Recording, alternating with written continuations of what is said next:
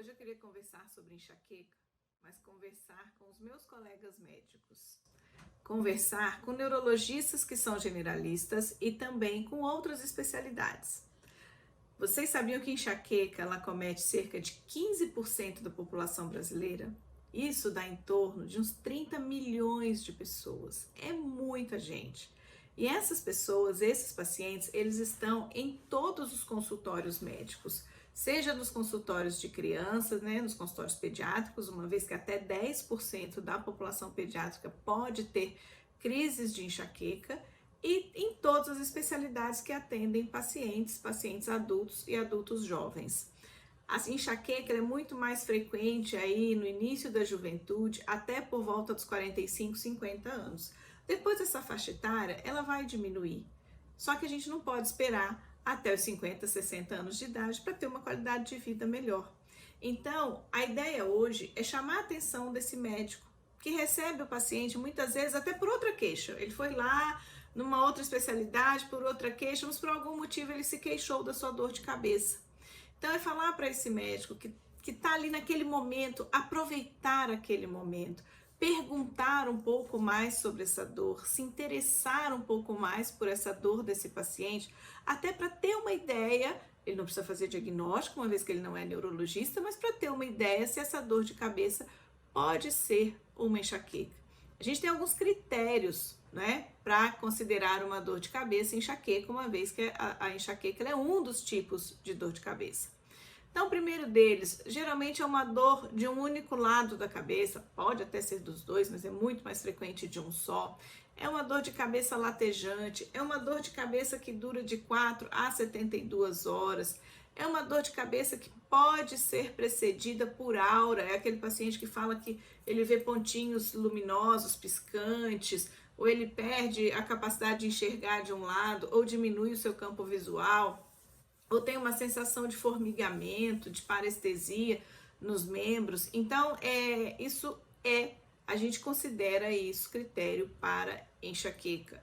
Essa dor já dura mais de 3 meses. Nossa, doutor, mas já tem tempo que eu tenho essa dor, Acompanhada de náusea, de vômito, acompanhada também de fono ou fotofobia, quer dizer, luz incomoda demais, barulho atrapalha, aquele paciente que precisa ficar mais quieto, ir para um canto, ficar lá isolado. Então, aproveite para saber um pouco mais, para se inteirar um pouco mais da dor desse paciente. E dali ter uma ideia, se a gente pode, se esse paciente deve ser encaminhado para o neurologista, se essa dor de cabeça dele precisa ser investigada. Então, ter mais empatia.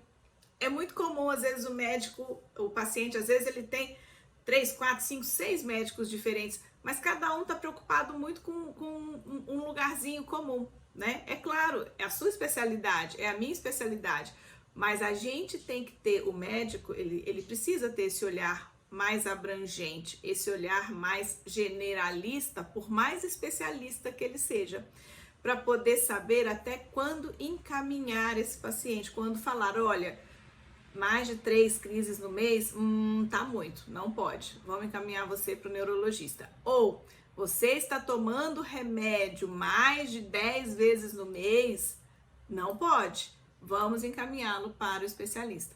Paciente que faz uso crônico de analgésico, anti-inflamatório, diário, quase diário, tem muita dor de cabeça e muitas vezes vai ter a sua enxaqueca agravada por conta dessa medicação, mas ele não sabe. Então a dor vem, ele toma remédio, ele acha que tá ótimo, que tá melhorando, porque quando ele toma remédio, a dor vai embora.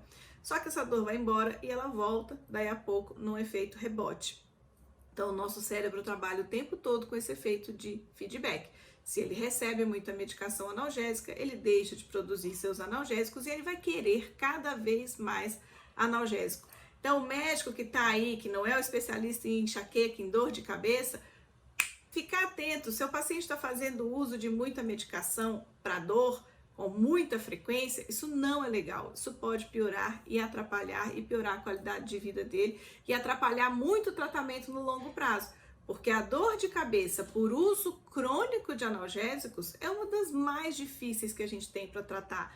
É uma das mais difíceis que a gente tem. Porque fazer esse processo de desintoxicação desse paciente é muito complicado, é muito desafiador, tanto para o neurologista quanto para o paciente.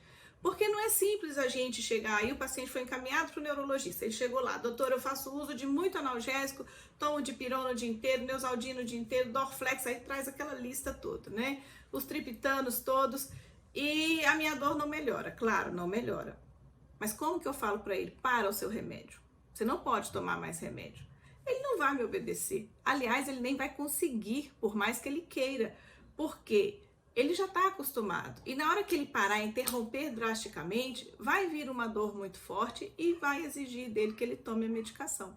Então, esse paciente, quanto mais prolongado for esse uso crônico de analgésicos, quanto mais tardiamente ele chegar para o neurologista, mais difícil será a gente fazer essa desintoxicação, mais difícil será da gente fazer essa reeducação do paciente, mais difícil vai ser para a gente livrar o paciente da dor.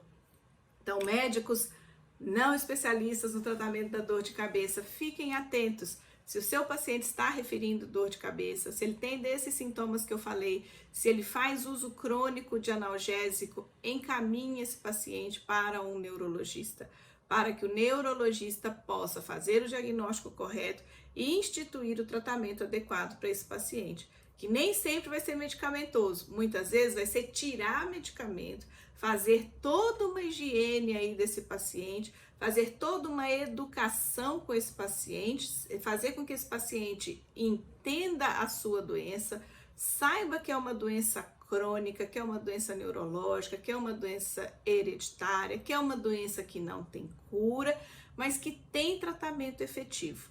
E o médico vai precisar muito do apoio, da confiança e do empenho do paciente, no sentido também de ter a sua melhora clínica.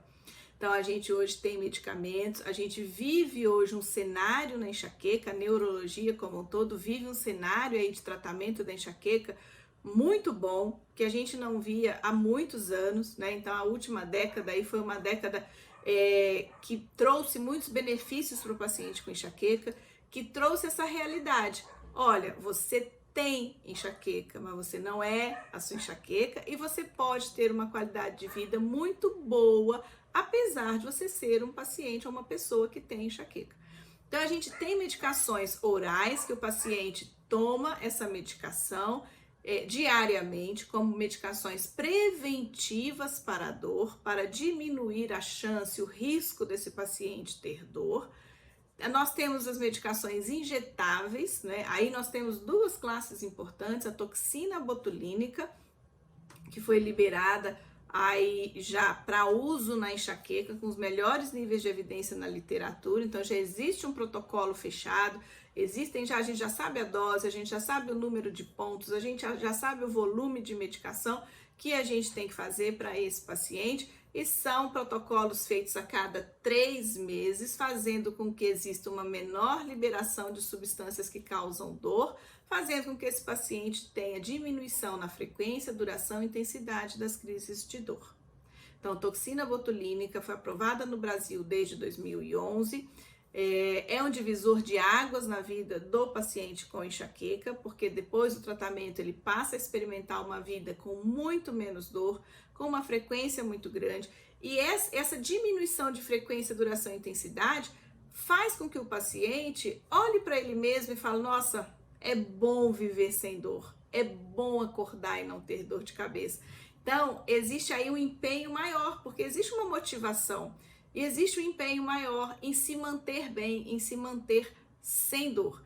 Então, esse paciente vai entrar mais, ele vai aderir mais a todos os protocolos que nós neurologistas fizermos para ele, ou propusermos para ele. Então, existem também, além da toxina botulínica, nós temos agora também aprovado, desde 2018, uma nova classe de medicamentos, que são os anticorpos monoclonais. Então, são substâncias injetáveis via subcutânea, uma vez por mês, que visam agir diretamente na substância que causa dor, diminuindo também aí os seus efeitos, fazendo com que esse paciente tenha menor frequência, menor duração, menor intensidade das crises e que tenha melhor qualidade de vida e uma vida com muito menos incapacidade, né? Que é isso que a enxaqueca traz na vida do paciente.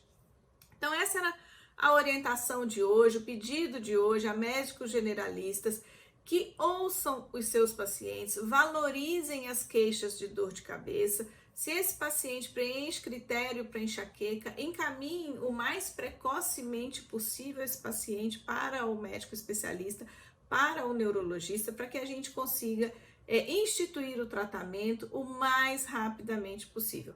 Quanto menos tempo exposto à dor, mais fácil ou menos difícil será esse tratamento. Quanto mais cronificada essa dor estiver, mais trabalho nós teremos, mais dor o paciente vai ter, mais longo vai ser esse prazo de tratamento e de melhora na qualidade de vida do nosso paciente. Então essa era a orientação de hoje e um pedido que a gente sempre faz: não prescrevam medicações analgésicas de forma contínua, né? Então acho que esse vídeo serviu muito para a gente ver isso, para a gente ver que é uma doença crônica, uma doença que tem um tratamento específico e efetivo. E o uso de analgésico crônico vai piorar essa doença, vai agravar essa doença. Então não prescreva, é muito comum o paciente chegar nos nossos consultórios com listas, com fórmulas já prontas, onde ali dentro existem 1, 2, às vezes 3 analgésicos anti-inflamatórios, diferentes, fazendo com que esse paciente se mantenha aí a sua cronificação, tá? Então, encaminhem, ouçam. Dor de cabeça não é frescura. Esse paciente, ele sofre realmente, o paciente com dor de cabeça, ele sofre, ele tem uma incapacidade, ele perde dias de trabalho, ele perde dias de lazer, ele perde dias em família, ele perde dias de vida, né? A vida é para ser vivida bem, não é para ser vivida com dor. Então vamos todos juntos, toda a classe médica, lutar contra a enxaqueca e trazer vida boa ao nosso paciente. Bom?